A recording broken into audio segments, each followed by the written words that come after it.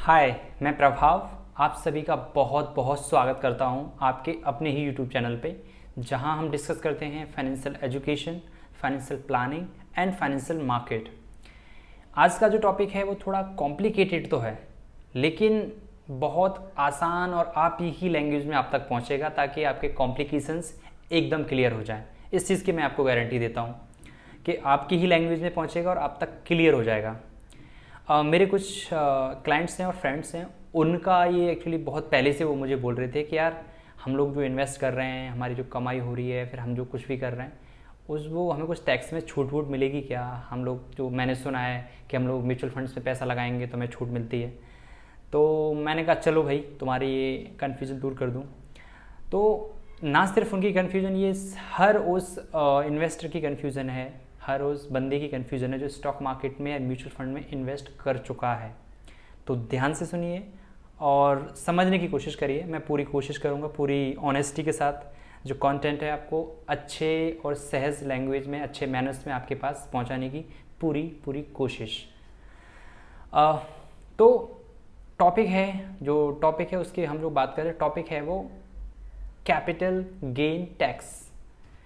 अब ये जो नए इन्वेस्टर्स हैं उनके लिए तो पहले से नया वर्ड आ गया कि कैपिटल गेन टैक्स क्या है, और हम ये ज़रूर समझेंगे कैपिटल गेन टैक्स क्या है। उससे पहले हम ये समझेंगे कि कैपिटल गेन क्या होता है।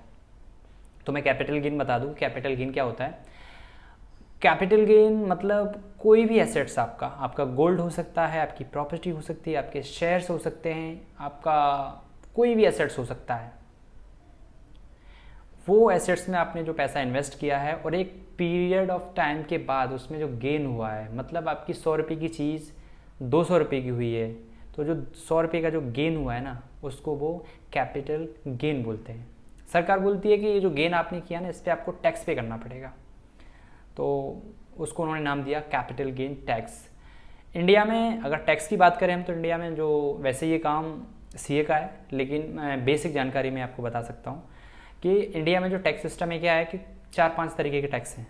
अगर आप सैलराइड पर्सन हो तो आपका टीडीएस कटता है, आपकी बिजनेस इनकम है तो आपको टैक्स पे करना है एज पर योर स्लैब, और उसके बाद आप कैपिटल गेन टैक्स पे करते हैं, जिसकी हम लोग आज बात करने वाले हैं। और इसके अलावा जो है आपका हाउस एंड प्रॉपर्टी टैक्स होता है, और एक अदर सोर्सेस, मतलब अगर कोई आदमी मेहनत करके एक्स्ट्रा टाइम में काम करके भी इनकम करे तो सरकार की नज़र उस पर भी है। तो चलिए, खैर वो बातें बाद में होती रहेंगी, हम लोग बात करते हैं काम की बात क्या है। तो कैपिटल गेन टैक्स कैसे इसको कैलकुलेट होता है, कैपिटल गेन टैक्स क्या होता है, उसकी हम बात करते हैं। गवर्नमेंट ने, या फिर यूँ कहिए कि इनकम टैक्स डिपार्टमेंट ने, शेयर मार्केट में या फिर इक्विटी ओरिएंटेड म्यूचुअल फंड्स हैं उनमें, या म्यूचुअल फंड्स हैं उनमें, उन्होंने कैटेगराइज कर दिया है टैक्स को। कैसे किया है कि एक तो रहेगा आपका short term capital gain tax और एक रहेगा long term capital gain tax. Short term की डेफिनेशन उन्होंने अपने हिसाब से दी है कि अगर आप एक दिन से लेके एक साल तक, मतलब विद इन अ ईयर, आप कोई भी शेयर्स खरीदते हो या बेचते हो, तो जो आपको जो भी गेन होने वाला है तो वो होगा कैपिटल गेन। तो उस गेन पे आपको जो टैक्स पे करना है वो रहेगा 15%। 15% आपको टैक्स पे करना है। सिंपल सी लैंग्वेज में, अगर आप स्टॉक मार्केट में हो, चाहे आपने म्यूचुअल फंड में इन्वेस्ट किया, चाहे आपने शेयर्स में इन्वेस्ट किया, और वो शेयर्स आपने एक साल के अंदर, या वो म्यूचुअल फंड आपने एक साल के अंदर बेच दिया, तो उस पर अगर आपको जो भी गेन होगा, चाहे 1 रुपये का हो या 1 लाख रुपये का हो, आपको 15% टैक्स गवर्नमेंट को देना है। क्लियर। अब दूसरा जो उन्होंने कैटेगराइज किया, उसमें दूसरी कैटेगरी हुई long term capital gain tax की। Long term capital gain tax मतलब एक साल से ज़्यादा, अगर आपका चाहे म्यूचुअल फंड हो या फिर आपका शेयर मार्केट में पैसा पड़ा हो, एक साल से ज़्यादा अगर वो आपका इन्वेस्टेड था और उसके बाद जो गेन हुआ है आपके पास, उस पर सरकार बोली कि हम लेंगे आपसे 10%, मतलब 5% कम। कोशिश करिए आपको राहत देने की, क्योंकि आपका पैसा ज़्यादा टाइम तक फंसा हुआ है। तो चलिए मैं आपको 5% का हम लोग आपको रिलीफ देते हैं। एक मज़े की बात मैं आपको बताऊं, शायद पता भी होगा कुछ लोगों को, तो 2018 तक long term capital gain tax जो था वो था 0। कोई टैक्स नहीं। मतलब 2018 से पहले जिन लोगों ने शेयर्स खरीदे होंगे, मतलब अगर किसी ने 2001, 2002 या 2000 के आसपास शेयर्स खरीदे होंगे, क्योंकि उस टाइम से अब तक शेयर्स में बहुत बड़ा उछाल आया हुआ है, तो लोगों ने करोड़ों अरबों रुपए कमाए हैं। तो 18 तक तो उनको टेंशन था ही नहीं, क्योंकि मेरा जो भी पैसा आएगा मैं सीधा अकाउंट में विड्रॉ कर लूँगा, कोई सरकार का टैक्स वैक्स कुछ है ही नहीं है। तो 2018 तक चाहे आप रिटेल इन्वेस्टर हो या फिर कोई भी हो, long term capital gain tax नहीं था। उसके बाद आए अच्छे दिन, और लेट अरुण जेटली जी जब 2018 में ही जब उन्होंने आए अपना, उनका कुछ फेब में जब उनका अपना जो फाइनेंस का जो बजट होता है, फाइनेंशियल बजट जो होता है अपना 2018 में आए, तो उन्होंने बोला कि भाई तुम पैसे कमा रहे हो लॉन्ग टर्म में, इतने अरबों खरबों रुपए कमा रहे हो और सरकार को 1 रुपया भी नहीं दे रहे, ऐसा कैसे चलेगा। तो उन्होंने बोला कि आज के बाद से, मतलब 2018 के बाद से आपको ना long term capital gain tax 10% देना होगा, जबकि 2018 से पहले कुछ नहीं था। जब ये सारी चीज़ें हुई तो कुछ लोग नाराज़ भी हुए, कुछ रुस्वा हुए गवर्नमेंट से। तो अब गवर्नमेंट को तो हर किसी को खुश करना है। एक मज़े की बात बताऊँ मैं आपको, गरीब को लगता है कि गवर्नमेंट अमीरों का भला कर रही है, और अमीर को लगता है गवर्नमेंट हमसे कॉर्पोरेट टैक्स लेके, CSR लेके, ये लेके अमीर गरीबों का भला कर रही है। लेकिन एक्चुअल पता नहीं चल रहा है कि गवर्नमेंट भला किसका कर रही है। सो एनीवेज, तो गवर्नमेंट ने क्या किया फिर, जो छोटे छोटे इन्वेस्टर्स जो रहते हैं, या फिर यूँ कहिए कि जो कॉमन इन्वेस्टर्स हैं, उनको एक राहत दे दी, क्योंकि गवर्नमेंट को तो खुश करना है, किसी न किसी को तो खुश करना है। तो गवर्नमेंट ने क्या बोला, ठीक है एक काम करते हैं, अगर आप नाराज़ी हो तो लॉन्ग टर्म में 1 लाख रुपये तक की अगर आपकी इनकम हुई, 1 लाख रुपये तक अगर आपने कमाई लॉन्ग टर्म में, तो आपको कोई टैक्स पे नहीं करना है, पहले की तरह रहिए आराम से। तो कोई आदमी मेरे जैसा गरीब आदमी रहेगा तो उनका ठीक है भाई, चलो 1 लाख रुपये तो मैं कमाता हूँ ज़्यादा से ज़्यादा, तो उसको तो मैंने टैक्स फ्री कर दिया। तो गवर्नमेंट ने ये वाला जो कार्ड खिला था, उससे उसने बहुत सारे लोगों को खुश कर दिया जो लोग इस स्लैब में आ रहे थे। लेकिन गवर्नमेंट ने क्या बोला, अगर 1 लाख से ऊपर की जो भी कमाई होगी उस पर तो आपको पे करना है। तो ऐसे करके उन्होंने कर दिया। अब जो सबसे बड़ा प्रॉब्लम हुआ वो उन लोगों को हुआ जो दशकों से, मतलब 2010 से या 2000 से या 90 से इसमें इन्वेस्टेड थे, जिनके 1 लाख रुपए की वैल्यू आज 1 करोड़ रुपए हो चुकी है। तो पहले के नॉर्म से क्या था उनका, उन्होंने बोला कि भाई अगर मैंने 1 लाख रुपए इन्वेस्ट किया और आज 1 करोड़ हो गए, तो 99 लाख रुपए उसके विदाउट एनी टैक्सेस थे, मतलब उसको कोई टैक्स पे नहीं करना था। अब यहाँ आके उसको 99 लाख रुपए पे टैक्स पे करना है, तो उसको खुशी कम गम ज़्यादा है। अब वो बंदा तो परेशान, अब सरकार को उसके लिए भी कुछ करना पड़ा।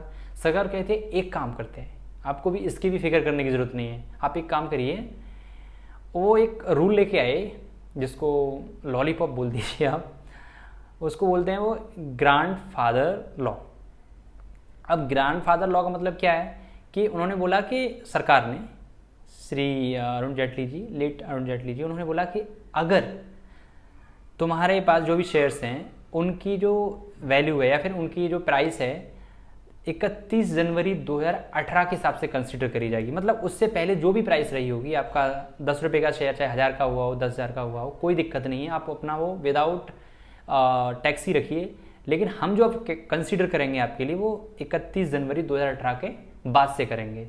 तो यहाँ पे आके थोड़ी सी राहत मिली, उतनी नहीं मिली, लेकिन वो कहावत है ना, मरता क्या ना करता।